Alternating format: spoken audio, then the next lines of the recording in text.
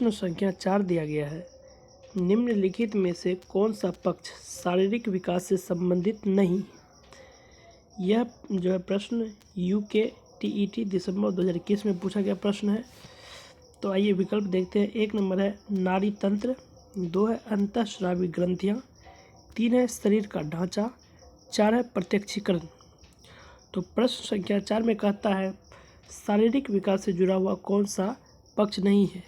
तो प्रश्न संख्या 4 का सही उत्तर होगा 4, प्रत्यक्षीकरण।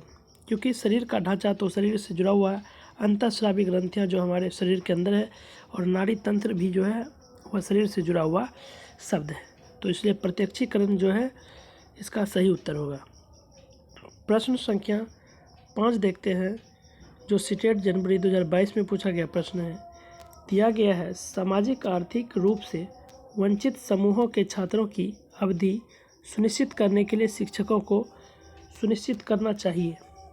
1 है कि वे घर पर ट्यूशन लें, 2 है उन्हें स्मरण आधारित बहुत सारे कार्यपत्रक दिए जाए, 3 है स्कूल आने की उनकी रुचि कम न हो, 4 है गैर संदर्भित पाठ्यचर्या का पालन हो। तो मित्रों, सामाजिक और आर्थिक रूप से वंचित समूहों के छात्रों की जो है अवधि सुनिश्चित करने के लिए शिक्षकों को चाहिए कि बच्चे में स्कूल आने की जो है रुचि कम ना हो। प्रश्न संख्या 5 का सही उत्तर होगा 3, क्योंकि आप जो है बच्चे को जो है जो आर्थिक रूप से जो है पिछड़े हुए हैं, जो सामाजिक रूप से पिछड़े हुए हैं, जो किसी कारणवश स्कूल से नहीं जुड़ पाते, शिक्षा से नहीं जुड़ पाते हैं, तो एक शिक्षक होने के नाते आपकी भूमिका होती है कि उन बच्चों को किस तरह से प्रोत्साहित किया जाए ताकि वह जो है विद्यालय में आने में उनकी रुचि बढ़ सके। तो आइए प्रश्न संख्या 6 देखते हैं, जिसमें दिया गया है कि निम्न में से कौन सा क्रियाकलाप बच्चों के सीखने में उनके पूर्व ज्ञान का उपयोग नहीं करता है। तो यह प्रश्न सीटेट दिसंबर 2021 में पूछा गया है। 1 है रटना, 2 है विचार आवेश, 3 है स्कीमा सक्रियता, 4 है संकल्पना मानचित्रण। यानी कि कौन ऐसा क्रियाकलाप है जो बच्चों के सीखने में उसके पूर्व ज्ञान का उपयोग नहीं करता है।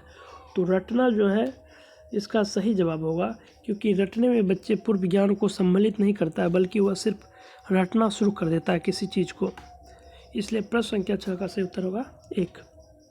आइए प्रश्न संख्या 7 देखते हैं, जिसमें दिया गया है एक शिक्षक द्वारा प्रतिभाशाली बालकों के उत्थान हेतु कौन सा प्रयास किया जाएगा। 1 है पढ़ाने की धीमी गति, 2 है विशिष्ट कक्षाएं व प्रोत्साहन, 3 है उन्हें दंड देना, 4 है उन पर ध्यान नहीं देना। तो एक शिक्षक द्वारा प्रतिभाशाली बालकों के उत्थान हेतु उनका जो है पे विशिष्ट कक्षाएं और प्रोत्साहन उसके लिए होना चाहिए। इसलिए प्रश्न संख्या 7 का सही उत्तर होगा 2।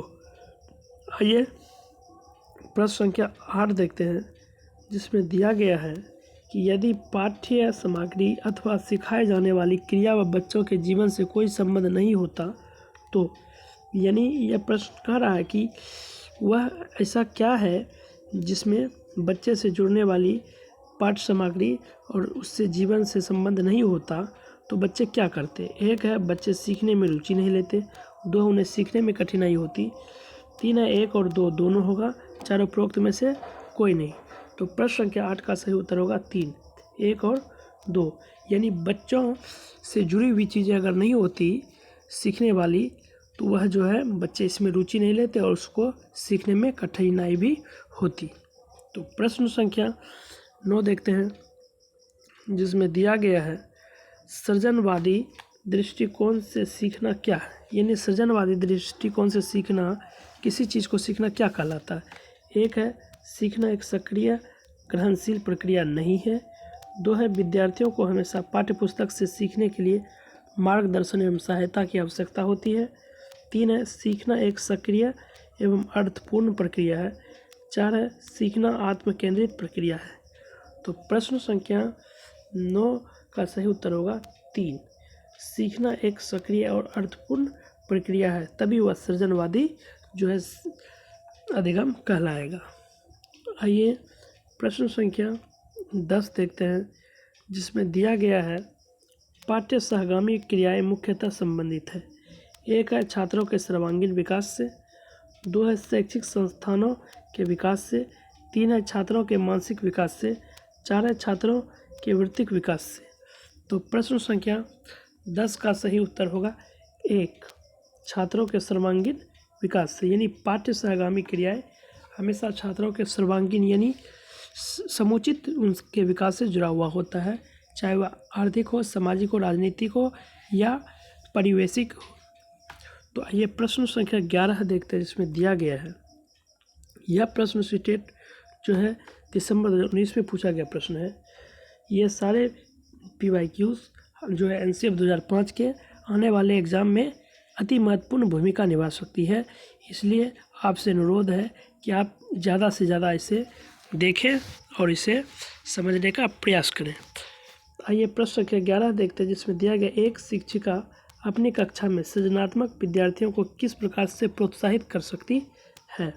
एक है विद्यार्थियों को जोखिम लेने व चुनौतियों का सामना करने से हतोत्साहित करके, 2 है अपसारी चिंतन पर बल देकर, 3 है अभिसारी चिंतन को हतोत्साहित करके, 4 है अनेक परिप्रेक्ष्यों को प्रोत्साहित करके तथा मूल विचारों को महत्व देकर।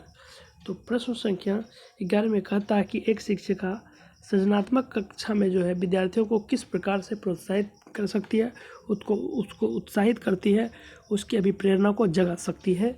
तो उसका सही उत्तर होगा 4, अनेक परिप्रेक्ष्यों को प्रोत्साहित करके तथा मूल विचारों को महत्व देकर जो उसको प्रोत्साहित कर सकती है।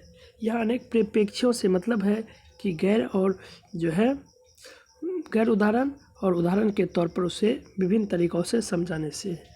तो आइए प्रश्न संख्या 12 देखते हैं, जिसमें दिया गया है, विशेष आवश्यकता वाले बच्चों का आकलन करते समय शिक्षक को क्या करना चाहिए। यह प्रश्न UTET नवंबर 2019 में पूछा गया प्रश्न है। एक है बच्चों के बीच तुलना करनी चाहिए, 2 है बच्चों का धीमा, खराब, बुद्धिमान आदि लेबल करना चाहिए, 3 है सीखने पर ध्यान केंद्रित करना चाहिए न कि अंकों पर, 4 है साप्ताहिक परीक्षण का अभ्यास करना चाहिए।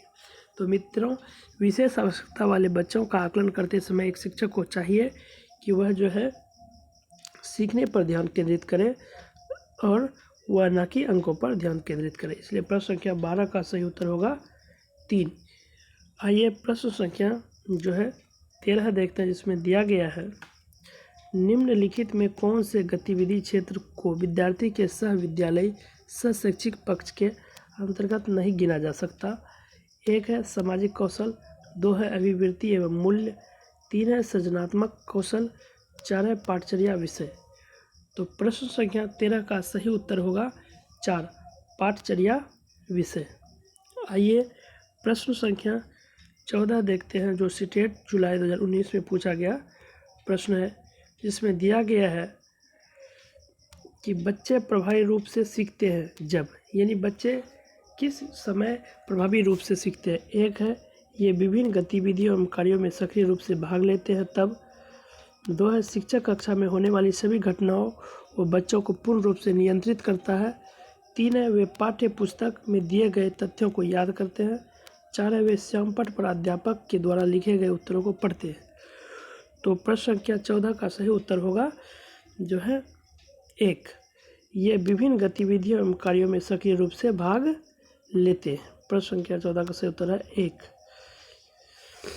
प्रश्न संख्या 15 दिया गया है, देखते हैं, इसमें दिया गया है, बालकों की सामाजिक दक्षता के विकास के लिए निम्नलिखित में कौन सी परवरिश शैली अधिकतम प्रभावी है। एक है अधिनायकवादी, 2 है लापरवाह, 3 है प्राधिकारिक, 4 है कृपालु।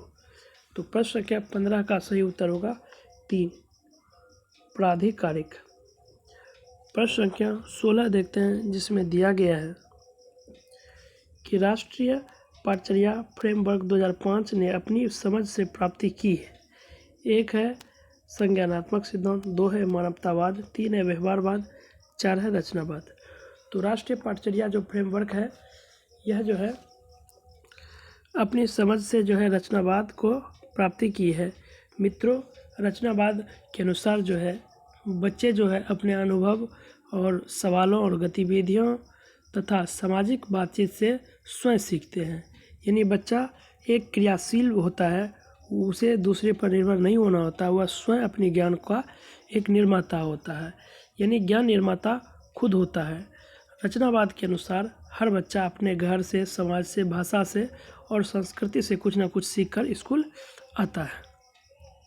मित्रों, अगर हमारी यह कक्षा आपको अच्छी लग रही है तो आप हमारे जो है आदर्श एकेडमी के यूट्यूब चैनल को अवश्य सब्सक्राइब करें और हमारे जो है इस वीडियो को लाइक अवश्य करें, ताकि हमें हौसला मिले और हम आगे आपके लिए काम लगातार करते रहें। आज की कक्षा यहीं समाप्त होती है। धन्यवाद, शुक्रिया, आगे फिर मिलते हैं।